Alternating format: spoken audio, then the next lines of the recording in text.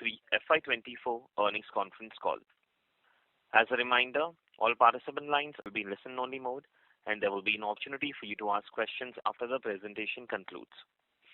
Should you need assistance during this conference call, please signal an operator by pressing star, then 0 on your touchtone phone. Please note that this conference is being recorded. I now hand the conference over to Mr. Sandeep Bakhshi, Managing Director and CEO of ICICI Bank. Thank you, and over to you, sir. Thank you. Good evening to all of you, and welcome to the ICICI Bank earnings call to discuss the results for Q3 of financial year 24. Joining us today on this call are Sandeep Batra, Rakesh, Ajay, Anandya, and Abhinay. The Indian economy continues to remain resilient with upward revision in the GDP growth estimate for financial year 24 by RBI, reflecting the consistent actions and initiatives of the policymakers. As the liquidity and interest rate environment evolves, we would continue to monitor the developments closely. At ICICI Bank, our strategic focus continues to be on growing our core operating profit less provisions, i.e. profit before tax, excluding treasury, through the 360-degree customer-centric approach and by serving opportunities across ecosystems and micro markets. We continue to operate within our strategic framework to strengthen our franchise and expand our technology and digital offerings. Maintaining high standards of governance, deepening coverage and enhancing delivery capabilities are our focus areas for risk-calibrated profitable growth. The profit before tax, excluding treasury, grew by 23.4% year-on-year to 135.51 billion rupees in this quarter. The core operating profit increased by 10.3% year-on-year to 146.01 billion rupees in this quarter. The profit after tax grew by 23.6% year-on-year to 102.72 billion rupees in this quarter. Total deposits grew by 18.7% year-on-year and 2.9% sequentially at December 31, 2023. Term deposits increased by 31.2% year-on-year and 4.9% sequentially at December 31, 2023. During the quarter, the average current and savings account deposit grew by 5.3% year-on-year and 0.2% sequentially. The bank's average liquidity coverage ratio for the quarter was about 121%. The domestic loan portfolio grew by 18.8% year-on-year and 3.8% sequentially at December 31, 2023. The retail loan portfolio grew by 21.4% year-on-year and 4.5% sequentially. Including non-fund-based outstanding, the retail portfolio was 46.4% of the total portfolio. The business banking portfolio grew by 31.9% year-on-year and 6.5% sequentially. The SME portfolio grew by 27.5% year-on-year and 6.7% sequentially. The rural portfolio grew by 18.2% year-on-year and 4.6% sequentially. The domestic corporate portfolio grew by 13.3% year-on-year and 2.9% sequentially, driven by growth across well-rated financial and non-financial corporates. The overall loan portfolio, including the international branches portfolio, grew by 18.5% year-on-year and 3.9% sequentially at December 31, 2023. We continue to enhance our digital offerings and platforms to onboard new customers in a seamless manner, provide them end-to-end journeys and solutions, and enable more effective data-driven cross-sell and upsell. We have shared some details on our technology and digital offerings in slides 15 to 26 of the investor presentation. The net NPA ratio was 0.44% at December 31, 2023, compared to 0.43% at September 30, 2023, and 0.55% at December 31, 2022. During the quarter, there were net additions of 3.63 billion rupees to gross NPAs, excluding write-off and sales.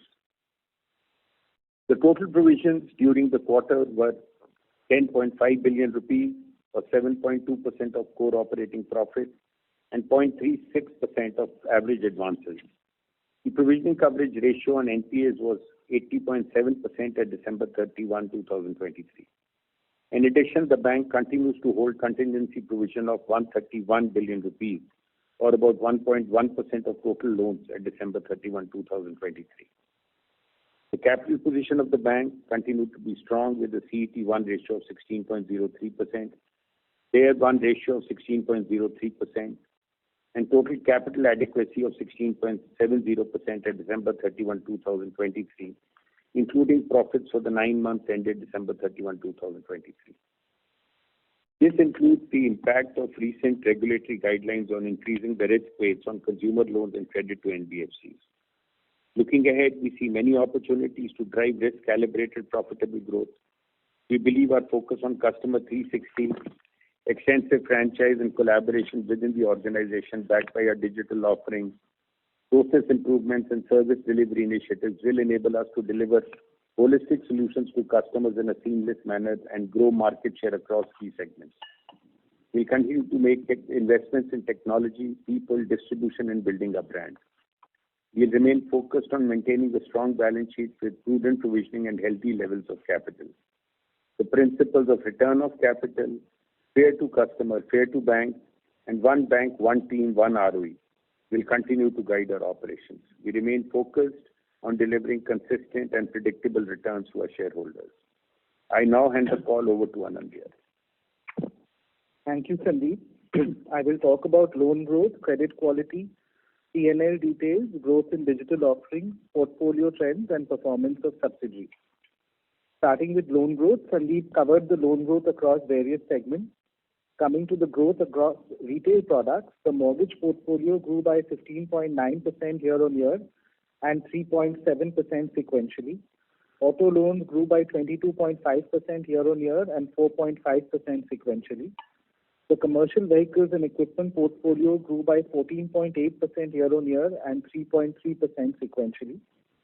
Personal loans grew by 37.3% year-on-year and 6.4% sequentially compared to 40.4% year-on-year and 10.2% sequentially at September 30, 2023. The bank worked on increasing pricing, further refining credit parameters, and optimizing sourcing costs, resulting in lower disbursements of personal loans during the quarter as compared to the previous quarter. The credit card portfolio grew by 39.5% year-on-year and 11.5% sequentially. The personal loans and credit card portfolio were 9.4% and 4.1% of the overall loan book respectively at December 31st, 2023. The overseas loan portfolio in US dollar terms increased by 9.8% year-on-year at December 31st, 2023. The overseas loan portfolio was about 3.4% of the overall loan book.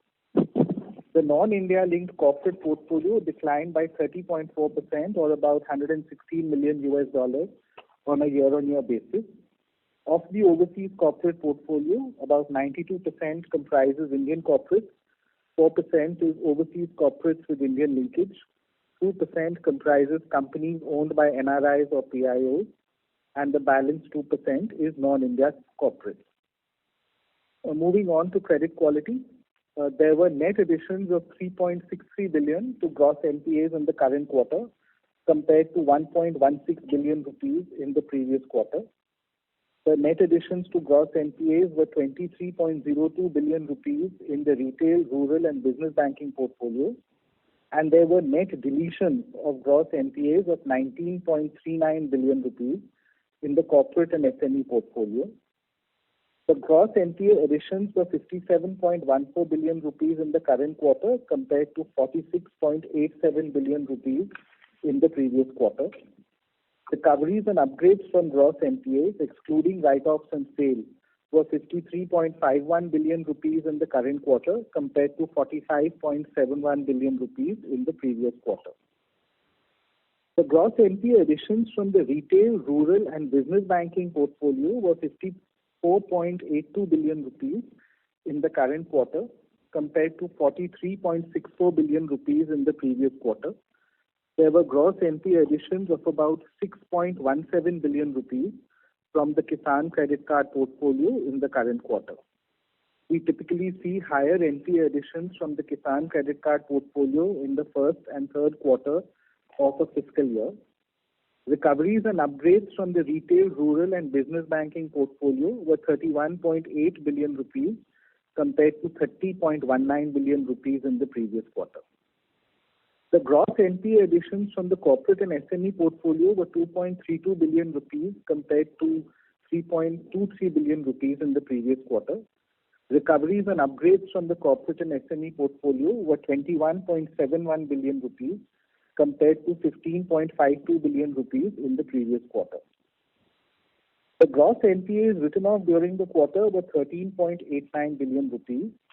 There was sale of NPAs worth 0.36 billion rupees in the current quarter compared to 1.79 billion rupees in the previous quarter.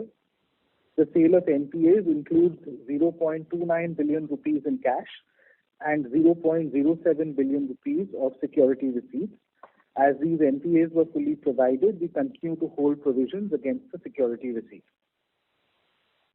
The non-fund based outstanding to borrowers classified as non-performing was 36.94 billion rupees as of December 31, 2023, compared to 38.86 billion rupees as of September 30, 2023. The bank holds provisions amounting to 20.61 billion rupees against this non-fund based outstanding.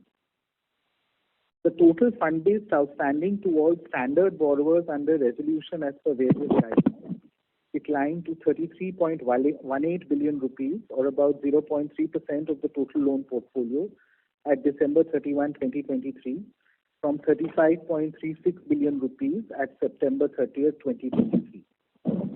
Of the total fund-based outstanding under resolution at December 31, 2023, 27.82 billion rupees was from the retail, rural and business banking portfolio, and 5.36 billion rupees was from the corporate and SME portfolio. The bank holds provisions of 10.32 billion rupees against these borrowers, which is higher than the requirement as per RBI guidelines.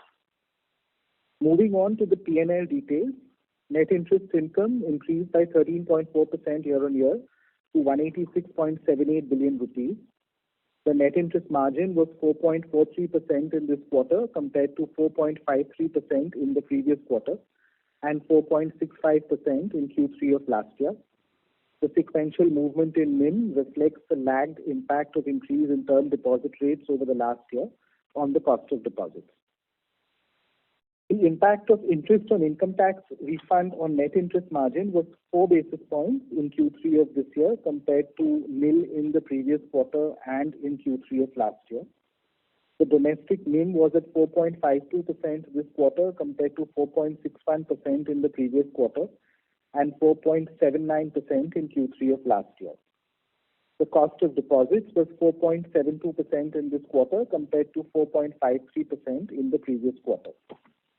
Of the total domestic loans, interest rates on 49% are linked to the repo rate, 2% to other external benchmarks, and 18% to MCLR and other older benchmarks.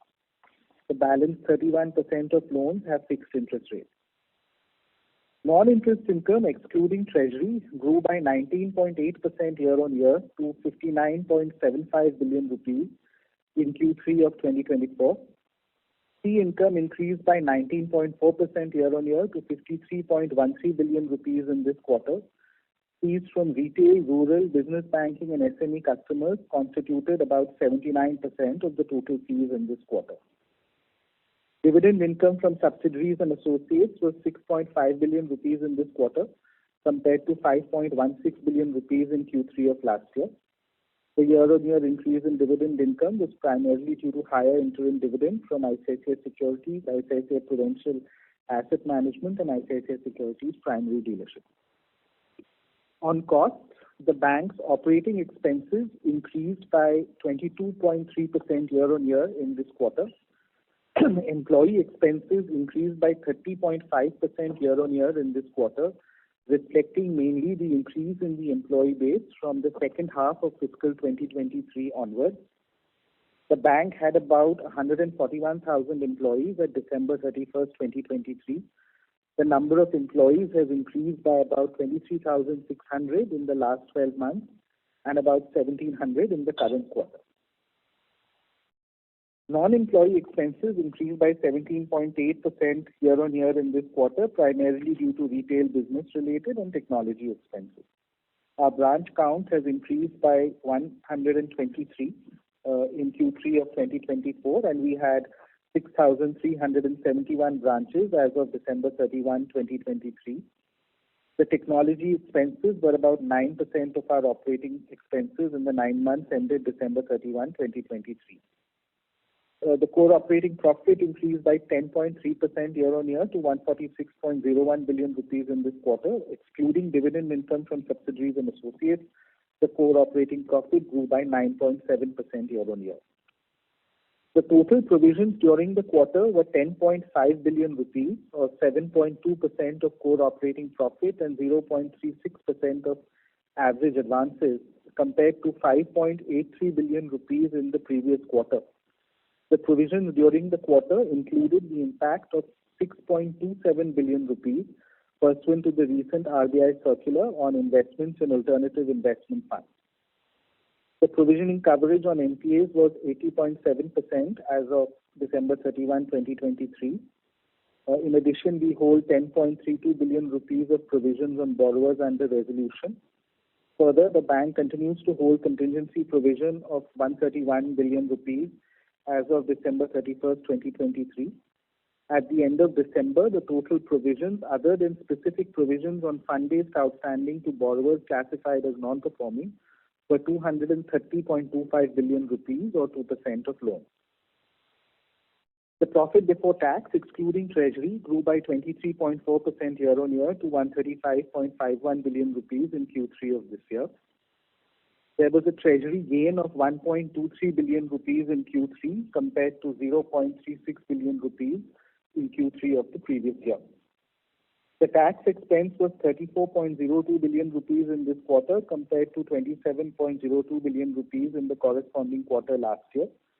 The profit after tax grew by 23.6% year-on-year to 102.72 billion rupees in this quarter. Growth in digital offerings, leveraging digital and technology across businesses is a key element of our strategy of growing the risk-calibrated core operating profit. We continue to see increasing adoption and usage of our digital platforms by our customers. There have been more than 10 million activations of iMobile Pay by non-ICICI Bank account holders at end December 2023. Our merchant stack offers an array of banking and value-added services to retailers, online businesses, and large e-commerce firms, such as digital current account opening, interest overdraft facilities based on point-of-sale transactions, connected banking services, and digital store management, among others. We have created more than 20 industry-specific stacks which provide bespoke and purpose-based digital solutions to corporate clients and their ecosystem. Our Trade Online and Trade Emerge platforms allow customers to perform most of their trade finance and foreign exchange transactions digitally. Our digital solutions integrate the import transaction lifecycle with solutions providing frictionless experience to the client and simplify customer journeys. About 72% of trade transactions were done digitally in Q3 of 2024. The volume of transactions through the Trade Online platform in Q3 of 2024 grew by 26.2% year-on-year. We have further simplified cross-border remittance journeys with new enhancements. Smart IRM is a multi-party cross-border inward remittance solution with virtual account architecture, enhanced security features, and remittances reconciliation with payer identification. Smart ORM enables pre-vetting of outward remittance transactions to ensure error-free submission before booking foreign exchange deals. iLens, the retail lending platform currently enabled for mortgages, is being upgraded on an ongoing basis with new features such as integration with account aggregators, opening of instant paperless savings bank accounts for newly onboarded mortgage customers, and instant property valuation reports for select developers to provide enhanced customer experience and serve the customer's 360-degree needs digitally. Moving on, we have provided details on our retail business banking and SME portfolio in slides 32 to 43 of the investor presentation. The loan and non-fund based outstanding to performing corporate and SME borrowers rated BB and below was 58.53 billion rupees at December 31, 2023, compared to 47.89 billion rupees at September 30, 2023, and 55.81 billion rupees at December 31, 2022. This portfolio is about 0.5% of our advances at December 31, 2023. Other than two accounts, the maximum single borrower outstanding in the BB and below portfolio was less than 5 billion rupees at December 31, 2023. At December 31, 2023, we held provisions of 9.25 billion rupees on the BB and below portfolio compared to 8.17 billion rupees at September 30, 2023. This includes provisions held against borrowers under resolution included in this portfolio. The total outstanding to NBFCs and HFCs was 784.84 billion rupees at December 31, 2023, compared to 837.49 billion rupees at September 30, 2023. The total outstanding loans to NBFCs and HFCs were about 6.8% of our advances at December 31, 2023.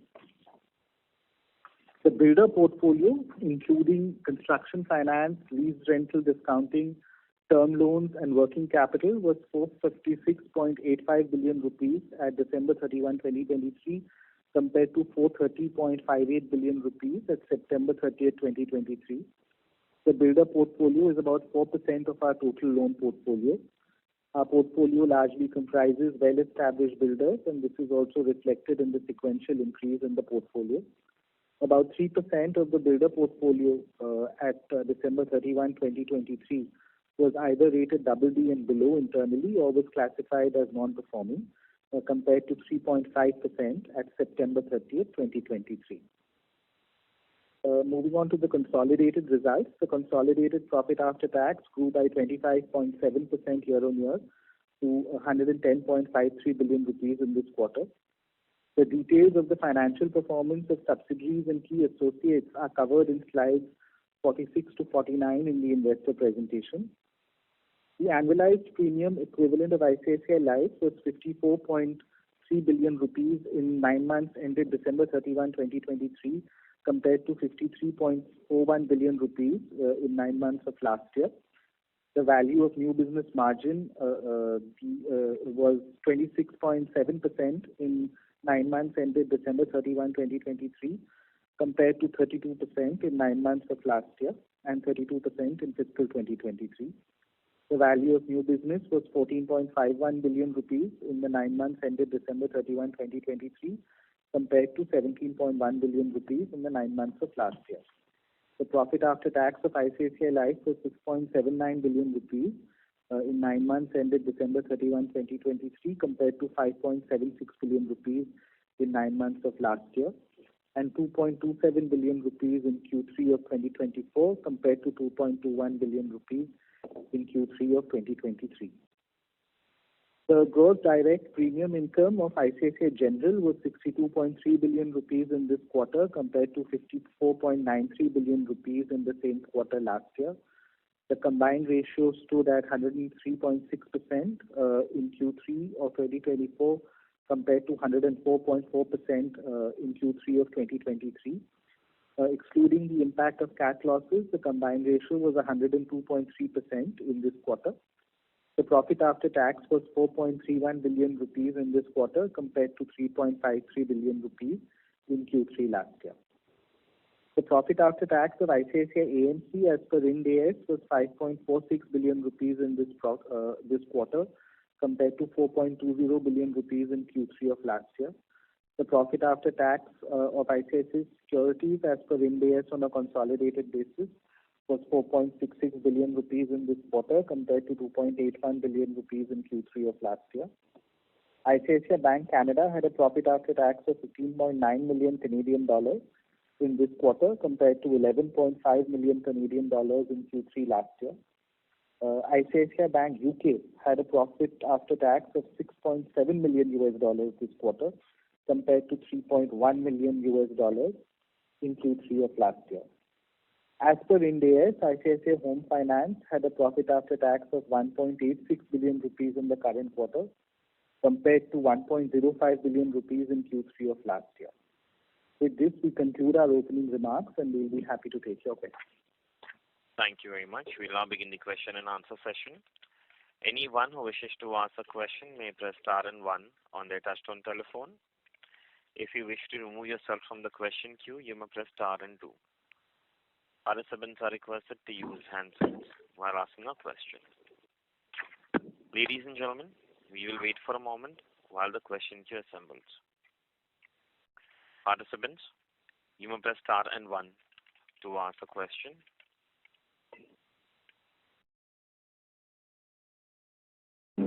The first question is from the line of Mahrukh Adajania from Nuvama. Please go ahead. Yeah, hi. I just wanted to know about operating expenses. They've not grown much this quarter. So going ahead, do we expect this kind of growth? Any comments on the OPEX bit? That's my first question, and then I have two more. Yeah, so as far as the operating expenses is concerned, I think if we look at the non-employee expenses, those are really growing in line with the business. And this quarter, of course, the advertising and sales promotion expenses on a year-on-year basis, the growth was on the higher side because of the festive season related spend, while last year the festive season was, split over Q2 and Q3. So those are really, going in line with the business. On the employee side, I think is where we have seen over the last, I would say, couple of years, last maybe 6 quarters, a pretty high growth because of the increase in the team size of the bank. But as you would have seen in this quarter, the net increase has slowed down. I mean, compared to about 10,000, I think 10 to 11,000 in the first half, we were at about 1,700 in Q3. So, we would, I think, not be probably looking at adding the kind of headcount at the same pace. So that will play through into the operating expenses as we go ahead. Okay, so the headcount additions now will be moderate only. This is not just a one-off. They will not be at the pace that we have seen over the last, over the previous 4 to 5 quarters. Yeah. Got it. And just in terms of LDR, there's a lot of discussion around it already. You are okay, but do you have any path on LDR? I mean, would you like to retain LDR at current levels or bring it down? Any views on that? So the way we look at, the balance sheet and the funding structure, Mahrukh, is that we look at, I would say, 3 ratios. Certainly the CD ratio or the LDR, the LCR, which is a measure of, current liquidity, and the NSFR or the net stable funding ratio. So the LCR and the NSFR are a little more granular in the sense that they do take into account the nature of assets and liabilities in terms of, product, counterparty, and tenor. So we look at all 3. If we look at the LCR and the NSFR, we are at well above the regulatory minimum. We are, at about 120%. On the credit to deposit ratio, I think a couple of things. One, typically, a bank with a higher level of capital would tend to have also a higher, CD ratio mathematically. When we look at our CD ratio, we also look at the overseas operations and the domestic balance sheet separately, because they are managed separately, and in the overseas operations we have relatively limited deposit taking capability. Of course, now the impact is much lower than it used to be, say, 7-8 years ago, because that portfolio has come down to less than 5% of our overall portfolio, but it does have a percentage point or 2 of impact. As far as the bulk of the balance sheet, which is the domestic balance sheet, of course, deposits are our primary source of funding. We along with capital. In addition to that, we always try to optimize between the wholesale deposit taking and the more stable, wholesale sources like refinance and bonds. So in general, if you look at it over a longer period of time on the domestic balance sheet, our CD ratio has kind of hovered around the mid-80s, other than periods of very high liquidity and very low loan growth like the pandemic. So that is kind of the way in which we manage it, looking at all these three ratios on an ongoing basis. Got it. And assuming that rates will remain stable, would you say that your margins have now bottomed out and this would be the level at, or is deposit competition too strong to say that, assuming no change in policy rates? So on the deposit side, I think the retail deposit rates have remained stable for a fair period of time now, at least the peak rates. Although I think at various points of time, banks have moved up and down in certain other buckets. Of course, in Q3, I think given the overall liquidity environment, we did see some amount of hardening of the wholesale deposit rates, which is reflected in the CD rates and also the rates being quoted for high value kind of deposits. And I think if you look at even currently, systemic liquidity is running at a negative. So I guess that scenario will stay, for some time until maybe a monetary policy starts to turn a little more accommodative. So that's on the deposit rate side. From a margin perspective, I guess we had said in the past that we expect the full year margin this year to be at a similar level than last year, and that implies some further margin compression in Q4, but it should be much lower than what we have seen. I mean, Q3 was already much lower than Q2, and it should be lower than what we have seen in Q3. Okay, thanks so much. Thanks a lot. Thank you. A request to all the participants, please restrict to 2 questions per participant. Next question is from the line of Abhishek Murarka from HSBC. Please go ahead. Yeah, hi. Thanks for taking my question. So 2 questions. One on asset quality. So if I see your slippages in retail, rural, business banking, that has gone up, even if I knock off the Kisan credit card slippages. So can you explain where that has come from? And similarly, on the recoveries and upgrades in corporate and SME, is there any kind of one-off or what's happened there? That also improved actually. So. Yeah. So I think as far as the retail side is concerned, nothing specific to call out. I think it's really spread across products, and if you look at the delta relative to the size of the portfolio, it is not very high, not particularly meaningful.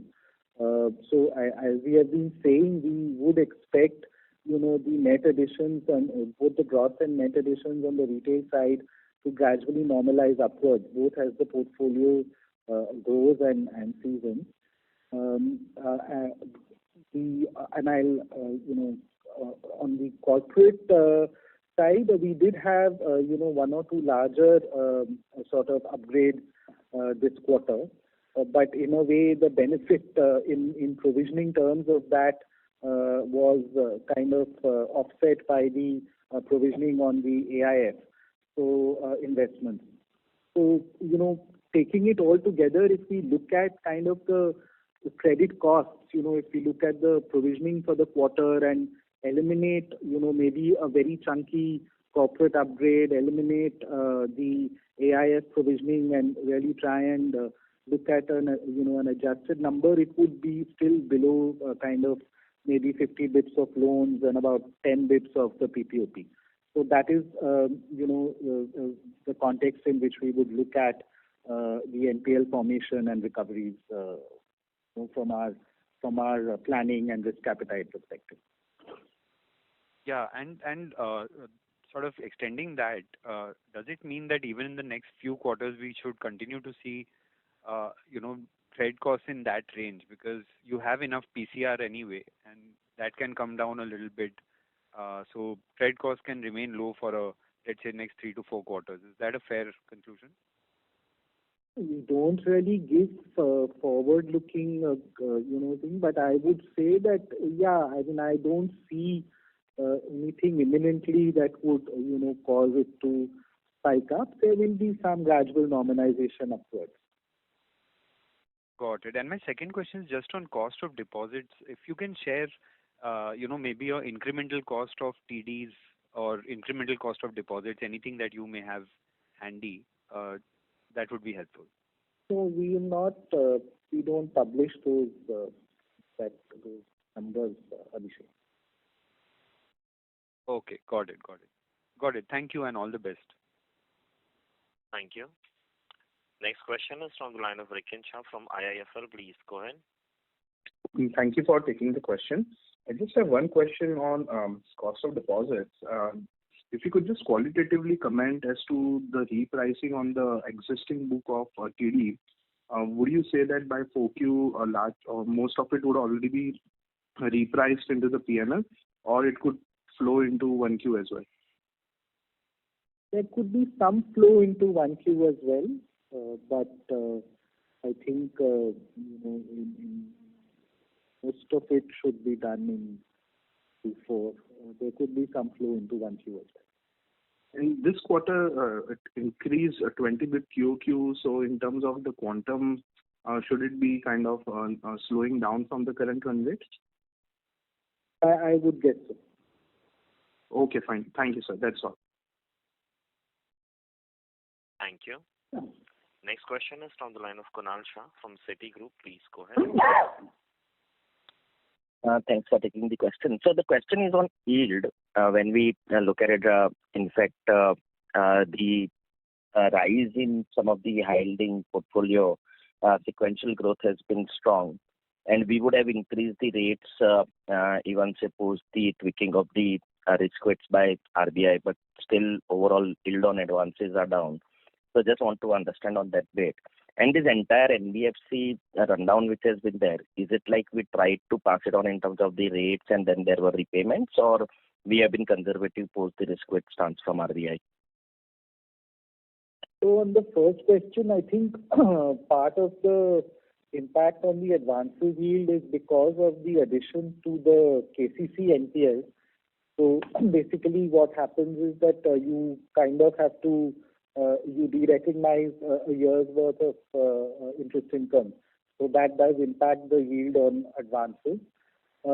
In other parts, one, if you look at the share of the high-yielding portfolio, it is still not that high, and we have seen decent growth in mortgages and auto and so on. And also on the corporate side, so which continue to be pretty competitive. So I would say the yields have been broadly stable, and to some extent any mixed benefit that could have come has been offset by the non-accrual on the KCC loan. The second question was on the NBFC exposure. I guess that we keep looking at the various exposures from a risk-reward basis. I mean, we did not have any credit concerns on these exposures, but they were, finely priced exposures, and we have therefore, the couple of borrowers prepaid, and we were quite okay with that. And how much rate pass on was there in NBFC? It would really depend on the client. I don't think there is any rule of thumb in that sense. I would, as you see the book itself, I mean, even adjusting for this prepayment, has not really grown much during the quarter. So there would not have been any very large lending that would have happened afresh. Okay. Yeah. Thank you. Thank you. Next question is from the line of Nitin Agarwal from Motilal Oswal. Please go ahead. Yeah, hi. Thanks for the opportunity and congrats on good results. So, one question again around the yield and as to really how do you look at the competitive intensity in unsecured products? And even in the mortgage, are you seeing that lenders cutting down on spreads because the repo rates have been unchanged, but are the rates like seeing some moderation there? And so basically, and going forward, how do you see the unsecured loan mix also moving for the bank? Because until now it has been going very steady, and some other private banks are indicating that they'll continue to drive that up. So what will be our approach on the unsecured loan mix? So these two questions. So I think as far as the competitive intensity in rates, that is kind of continuing. I mean, we'll have to see if things change in Q4, but certainly in Q3 across most of the products, mortgages and corporate lending, we continue to see a fair degree of competitive intensity. The way we look at it is,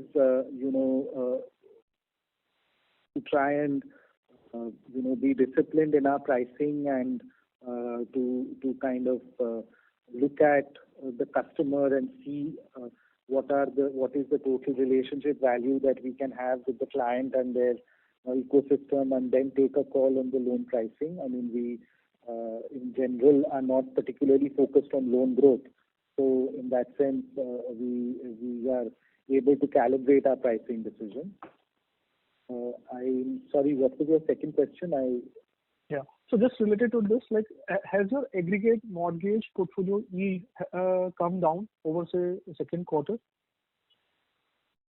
No, it could not have, because incremental business takes time to feed through.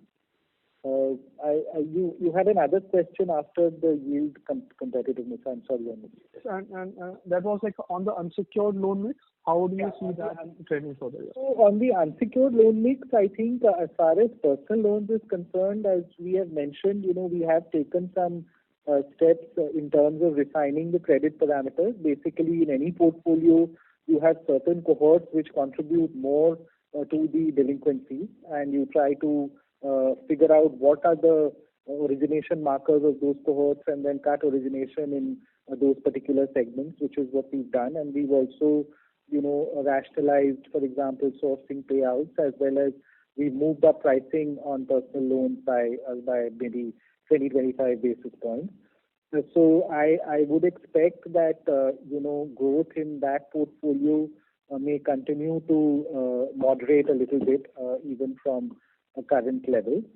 But, from an overall P&L impact, I would think that it should not have much of a P&L impact, because, in any product or business, it's not just about the yield and the margin. Hopefully, if we are managing the sourcing cost well, and that will, contribute to profitability, and hopefully if we are, reducing in the right cohorts, that will contribute to credit costs, being better as well. Right. And around credit cards, any comments around that? No, I think I spoke earlier in relation to your question. I mean, I do agree that there is some noise in that line item this quarter because of the AIF and the large corporate recovery. But if one kind of tries to smoothen that out, as I said, we would be at about maybe 50 bits of loans and 10% of the PPOP. So it is quite well contained and sort of within our risk appetite. Okay, sure. Thanks, Anil. Thank you so much, and wish you all the best. Thank you. Next question is from the line of MB Mahesh from Kotak Securities. Please go ahead. I think just two questions. One is on slide 34. There has been a drop in the AA kind of a rated portfolio, and an increase in the BBB part of the portfolio. Could you explain that? Yeah. So actually, Mahesh, I think two things largely explain that. One is that the reduction in the NBFC portfolio. Most of our NBFC portfolio is well rated, rated A and above. So as a result of the reduction in that portfolio, we would have seen some reduction in the outstanding in the higher rated category. And the second factor was that we had one of the larger upgrades of NPLs that we had, got upgraded, got rated in the triple B family on upgrade. So it's one. So one is a sort of, I would say, positive movement from a capital and profitability perspective. The other is a positive movement from a credit perspective. But yeah, because of those two, the mix does look slightly different. Okay. Second question, is there a interest reversal impact on account of the Q3FY24, which is meaningful? So we've not really given a number. I mean, that's part of the sort of margin happens every first and third quarter. So no, we've not called out that number separately. And I didn't get the line of thought. On the unsecured loans, are you saying that things have started to worsen, or you say that it is at the margin remaining more or less the same? No, I think it is remaining more or less the same. I mean, we have been looking at that portfolio very closely. As I said, in any portfolio at any point of time, there's always a bottom cohort which one could sort of do without. And given the overall commentary on unsecured and the increase in capital charge and so on, we have tried to sort of trim that part of the portfolio. Perfect. Thank you. Thank you. Next question is from the line of Chintan Joshi from Autonomous. Please go ahead. Thank you. Sorry, can I just follow up on that unsecured point you made? So you mentioned that some cohorts you're seeing different delinquency trends on unsecured. If you were to do cohorts by time of origination, is the recent kind of origination seeing different delinquency trends? So not breaking cohort by quality, but by time. Are you seeing any difference? Yeah, I think the markers we look at are more in terms of the characteristics of the customer and how try and find wherever if we are able to look at delinquency in terms of the characteristics of the customer and see what kind of loan borrowers are contributing more to delinquency. It's not to do with time as such. And if you do look at time, is it similar trends so far as say a loan given at the end of COVID and versus kind of in the last 6 months? I don't think we have really commented on that. Okay. The other question I had was on cost of deposits. It increased 19 bits quarter on quarter. You are indicating some more NIM pressure, but I doubt you're referring, like if I think about the exit run rate, if I keep NIMs flat on a FY24 versus FY23 basis, then it would be kind of 4.2. But that I don't think that's what you are trying to imply. So if I break that down a little bit more, could you give some color on how much more repricing is left on the deposit side that we can factor in?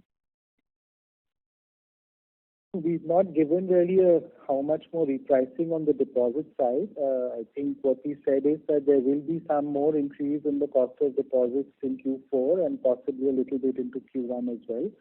It should be less than what we have seen, and the NIM impact should also be less than what we have seen in this quarter. Okay, and a final quick one. Any indication on branch expansion number for FY25? No, not really.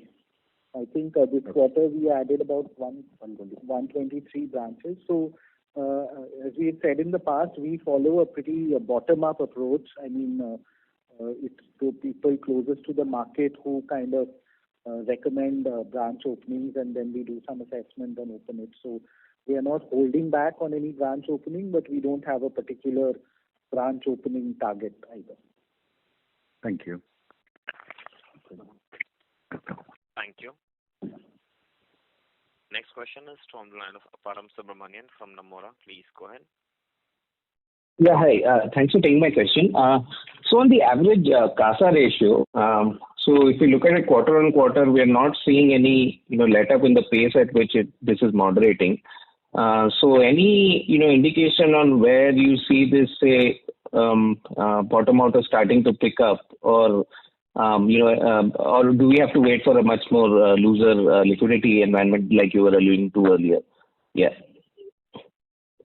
So, Param, I think this is something you're seeing to varying degrees across the system, across all banks. I think in our context, we are probably doing relatively better on the current account side. I think our payment products and payment platforms are contributing to that, to higher float balances. On the SAR side, I think it's much more a function of interest rates and consumption. So I guess I don't have an answer at the moment. I think we will have to wait for a couple of quarters and eventually see how things pan out next year as liquidity sort of normalizes in the system.